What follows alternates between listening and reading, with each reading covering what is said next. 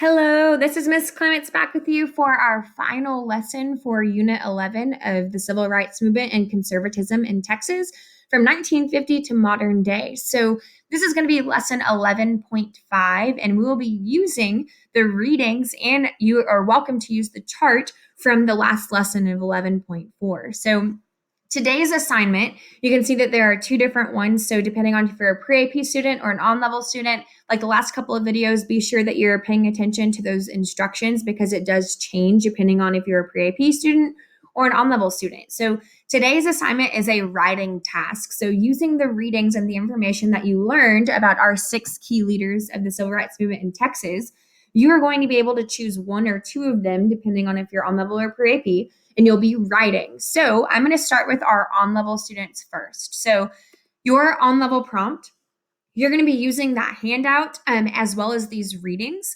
to choose one person, so one leader, and you're going to write one letter to that person. So this letter can be a thank you letter about the things that they've accomplished. You could be thanking them, and also maybe you have some questions about how they did something or how they felt about something.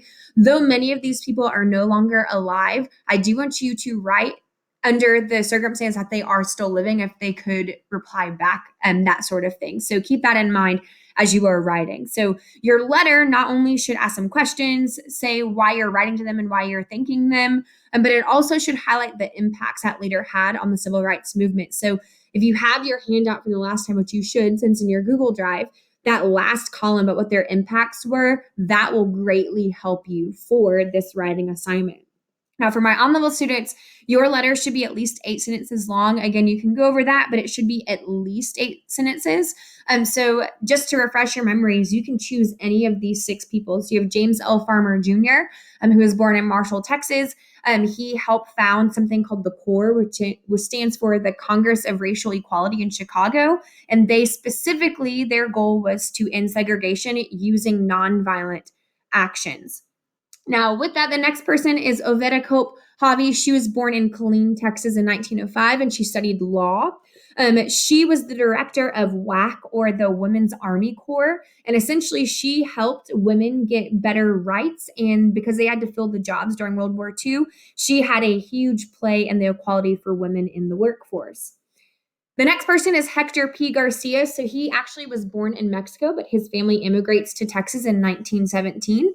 He got a degree in zoology and also a medical degree as well. He is a veteran. He fought in World War II, and after the war, when he came back, he was made president of LULAC, which was a vocabulary word for you, which is the League of the United Latin American Citizens. So they help focus on getting migrant workers better conditions and better wages. We have Lyndon B Johnson, also known as Lyndon B Johnson. He was one of the presidents of the United States and was from Texas as well. He came from a family of politicians, and he is known for signing into action the Civil Rights Act of 1964, which ended racial segregation and discrimination in public places.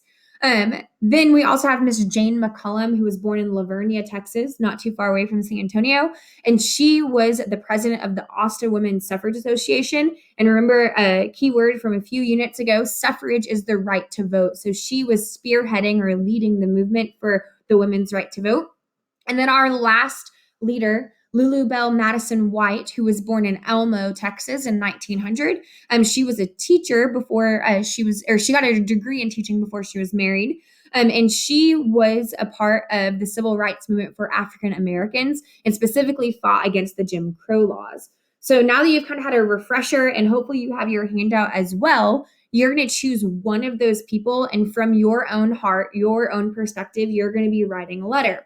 Now, if you're an on-level student, that's all I have for you. You can pause it in the video. Pre-AP, I probably should have said you can skip through. I apologize. But if you're a pre-AP student, this is what's for you. So using the same handouts of the 6 different civil rights leaders, you're going to choose 2 of them.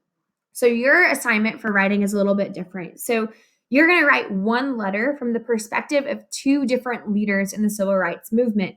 So you'll choose 2 leaders from that list. You have 6 to choose from. I just went over them.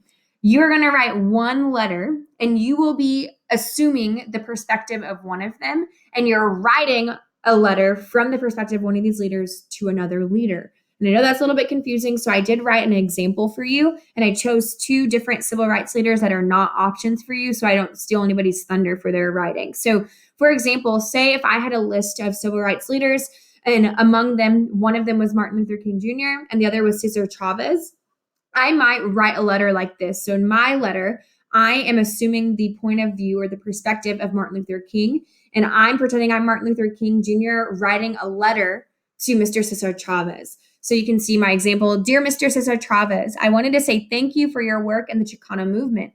It takes great bravery to stand up for equality, and I commend you for your courage and strength. Your work in the Chicano movement reminds me of my own in the fight for equality amongst African Americans.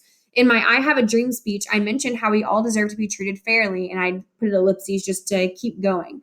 So you can see some things that I want you to have in your writing response. I not only am thanking him for his work so I can tell immediately what impacts Mr. Cesar Chavez had, but I also start talking about my own works, being Martin Luther King Jr. So depending on the two different leaders you choose, I should be able to see both of their impacts, their contributions, and a little bit about them. So those readings, as well as your handout, will come into play. So again, PreAP students, your writing is a little bit different. Now, if that's confusing at all, I totally understand. I'm trying to make it as clear as possible, but if you have any questions, please reach out to your social studies teacher. You can also email me at jana.clements@bernieisd.net. Happy learning, y'all.